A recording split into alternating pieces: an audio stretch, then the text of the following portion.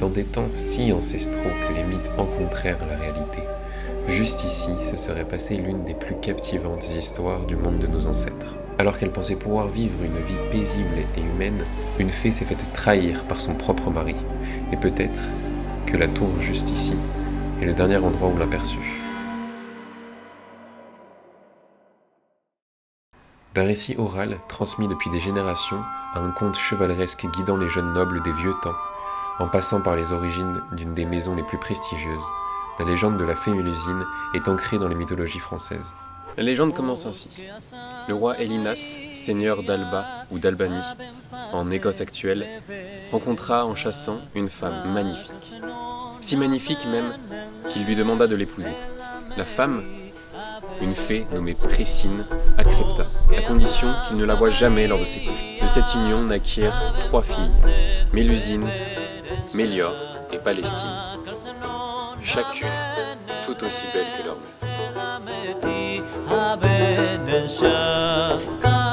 Mais Matakas, fils du roi et de sa première femme, était jaloux du bonheur de sa belle-mère. Alors, il poussa le roi dans les appartements privés de Précine.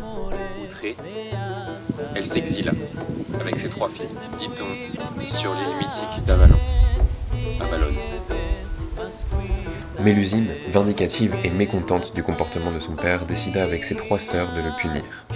Elle retourne en Albanie.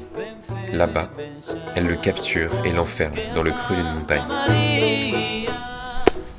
Précine,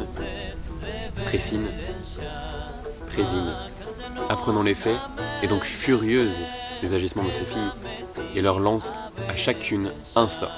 Ainsi, Mélusine fut condamnée de prendre l'aspect d'une serpente du nombril jusqu'aux pieds tous les samedis, et ce, pour l'éternité. Le sort de la fée était ainsi scellé, à un détail près. Si elle épousait un mortel et que ce dernier ne cherchait jamais à découvrir son secret, elle pourrait passer une vie normale et mourir naturellement. Là, elle enfanterait une lignée majestueuse de nobles qui accompliront bien des faits. Néanmoins, si son mari venait à découvrir sa véritable nature, elle serait forcée à errer sans fin, tourmentée par son mauvais sort.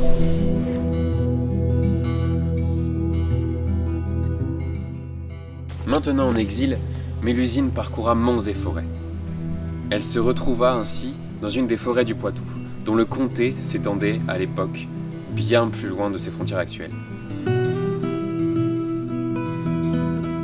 Là, le comte de Poitiers aimait chasser avec son neveu, Raymondin, fils du comte de Forez. Lors d'une de ses parties de chasse, Raymondin aussi son oncle par accident. Désespéré, il erre dans la forêt, cherchant à se cacher. Il arriva à une fontaine où 3 femmes se tenaient, tout aussi belles que la forêt millénaire autour d'elles. L'une d'entre elles, Mélusine, s'approcha de l'homme et le réconforta.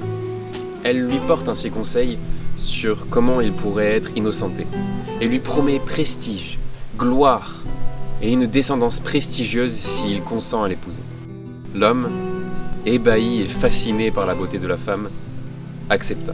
Mélusine pose alors sa seule et unique condition. Raymondin ne devra et ne devra jamais chercher ce qu'elle fait ni où elle est les samedis. Raymondin alors prête serment. Annonçant la nouvelle de son mariage au nouveau comte de Poitou, ce dernier offre à Raymondin une terre. De là, le couple bâtit un domaine puissant. Mélusine, aidée par sa nature, construit bien des châteaux au nom de sa nouvelle famille. Vouvant, Mervent et le plus célèbre, Lusignan. Elle met entre-temps au monde 10 enfants, tous bien bâtis et forts, mais chacun ayant une particularité physique extraordinaire, à l'exception des 2 derniers. Eudes, qui eut une oreille plus grande que l'autre, Guyon, qui eut un œil plus haut que l'autre, Antoine, portant une patte de lion sur la joue, Renaud, n'ayant qu'un seul œil au milieu du front, Geoffroy, un des plus célèbres, né avec une défense de sanglier en guise de ses dents, Fromont, ayant une tache velue sur le nez, Horrible, né déjà extraordinairement grand, ayant 3 yeux et tuant 2 de ses nourrices avant ses 4 ans, et enfin Thierry et Raymondin, Raymonais, qui eux étaient normands. Mais les bienfaisances de Mélusine ne s'arrêtent pas là.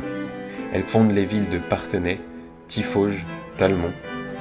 On dit qu'elle érigea les murailles de La Rochelle et bâtit de nombreuses églises et monastères. Si quelqu'un la surprenait durant ses travaux la nuit, alors elle arrêtait de construire et ne revenait jamais. En plus de toutes ces constructions, les mésaventures de Mélusine et ses fils marquèrent la région durablement. Par exemple, on attribue l'apparition de la Maugette à la fée. L'histoire compte que Geoffroy, fils préféré de sa mère, eut enlevé la fille d'un vieil homme, Thibaut le Manchot. Désemparé, il demande de l'aide au roi, Saint Louis. Le roi donne alors le siège du château de Puychabeau, où Geoffroy s'est réfugié. Mélusine, à la rescousse de son fils, s'envole en portant la fille et son fils hors du château. Elle les déposa sur la motte de Vouvant, et en quelques minutes, y construit une grosse tour. Le roi attrapa alors le goupillon d'un moine et le lança. L'eau bénite a alors pour effet de faire s'écrouler la tour.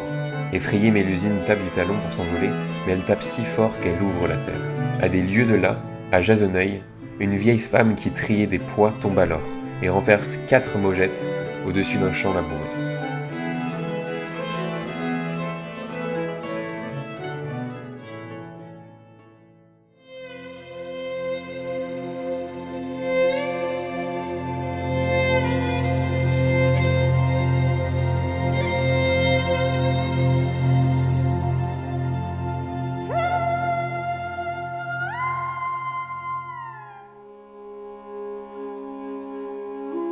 On sait que des récits ressemblant à celui de Mélusine existent depuis les temps de l'Empire romain, et la légende d'une fée serpente unie à un mortel était très répandue dans le Poitou avant le XIVe siècle. Ce mythe, ces légendes, peuvent nous en dire long sur la manière dont nos ancêtres voyaient le monde qui les entoure.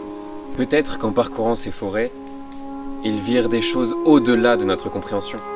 Peut-être aussi qu'ils imaginèrent ce qu'ils ne pouvaient expliquer.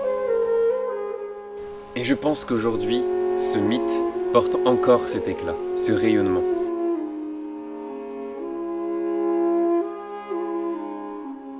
Ne serait-ce que dans les forêts qui ont vu passer des centaines d'années et qui ont porté naissance à ce genre d'histoire. Si nos ancêtres parcouraient cette forêt et se perdaient à travers ses feuillages, peut-être qu'eux aussi rencontrèrent le chemin de la femme mythique et de sa famille.